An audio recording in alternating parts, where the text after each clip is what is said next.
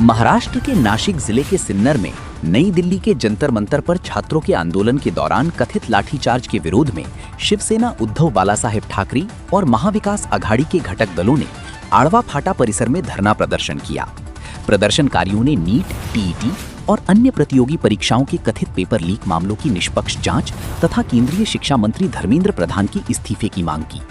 इस दौरान सिन्नर के यश गोसावी को नीट paper leak प्रकरण का पहला शिकार बताते हुए उन्हें श्रद्धांजलि भी अर्पित की गई। प्रदर्शनकारियों ने आरोप लगाया कि छात्रों के शांतिपूर्ण मार्च पर पुलिस द्वारा बल प्रयोग किया गया, जिसकी निष्पक्ष जांच कर दोषियों के खिलाफ सख्त कार्रवाई की जाए। संवाददाता नवनाथ आभाड़ की रिपोर्ट। जो आंदोलन चालू होतं अभिजित दिपके आणि सोनम वांगचुक यांचं जे आंदोलन चालू होतं त्या आंदोलनाला कुठे गालबोट लावून मोदी सरकारने त्यांच्यावरती जो अमानुष लाठीचार्ज केला।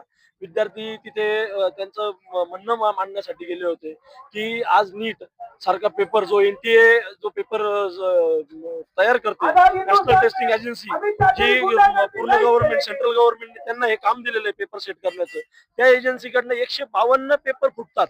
म्हणजे किती गलिच्छ कारभार हा सेंट्रल गव्हर्नमेंट कडनं चाललेला आहे आणि त्याच्यावरती मोदी सरकार म्हणजे हा मोदी स्वतःला 56 इंचचा राजा म्हणतो, त्याचा एकही शब्द त्यांनी आतापर्यंत त्याच्यावर बोलला नाही। काल परवा सरन्यायाधीशांनी जो लाठीचार्ज झाला त्या पोलिसांनी केला तर पत्रकार विचारायला गेले की तुम्ही पोलीस आहे तर तुमचं आयडी कुठे किंवा तुम्ही कुठल्या याच्यावरती काम करताय, तर त्या पत्रकारांवरती सुद्धा लाठीचार्ज या लोकांनी केला। पोलीस विचारलं तुम्ही आहात का म्हणून विचारलं आणि त्याच्यावरती सरन्यायाधीश बोलताय की आम्हाला ते व्हिडिओ बघण्यात आंदोलन बघण्यात काही मजा वाटत नाही। म्हणजे जर भारताचा सरन्यायाधीश असं बोलतोय आणि पंतप्रधान जर या गोष्टीला कुठल्याही प्रकारची व्हॅल्यू देत नसतील तर हे खरोखरच ही हिटलरशाही चालू झाली का?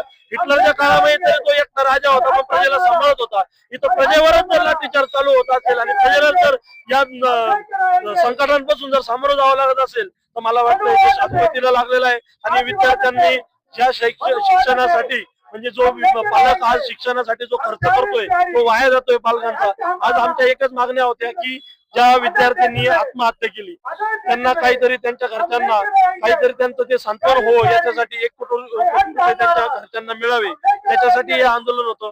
जो एनटीएचा पेपर जो नीटचा पेपर जो हे झाला फुटला किंवा 152 पेपरचे फुटले तर नॅशनल टेस्टिंग एजन्सीची मान्यता रद्द करून त्यांच्यावरती कार्यवाही व्हावी। त्याचबरोबर जे प्रधान आहेत शिक्षण मंत्री तर त्यांच्यावरती राजीनामा घेऊन त्यांच्याकडनं बाकीचे जे अधिकारी त्याच्यावरती नवीन काहीतरी करून तयार करून एक नेमणूक करून काही जजची असेल किंवा न्यायाधीशांची असेल आणि बाकी सगळ्या गोष्टींची चौकशी व्हावी हे सगळं पाहिजे होतं। मग त्याच्यावर कुठल्याही प्रकारचं काही एक सांत्वन न करता उलट विद्यार्थ्यांवरती लाठीचार्ज होतोय। अहो तिथं विद्यार्थी आहेत ते विद्यार्थी स्वतःवरती होणाऱ्या अन्यायासाठी विचारणा करण्यासाठी गेले, त्यांना अशा पद्धतीने मारलेलं आहे। पण पोलीस कसे मारताय? विद्यार्थ्याला पाय अडवून पाडताय, गाड्या फोडताय, हे पोलीस आहे का? हे असे व्हिडिओ व्हायरल होते, हे यांना पोलीस नाही म्हणताय ना? पोलीस असं नाही करू शकत। पण तिथले जे पोलीस आहे ते खरंच पोलीस आहे का या लोकांचे RSSचे लोक आहे वर्दी घालून तिथं पाठवलेले याची कुठेतरी सरकारला प्रश्न विचारला पाहिजे। त्यासाठी संपूर्ण भारतातील 140 कोटीची जनता आहे त्या जनतेने उभं राहून या सरकारला विरोध धरून आणि त्यांच्याकडनं न्याय मिळावा यासाठी अपेक्षा धरली पाहिजे असं मी सांगतो।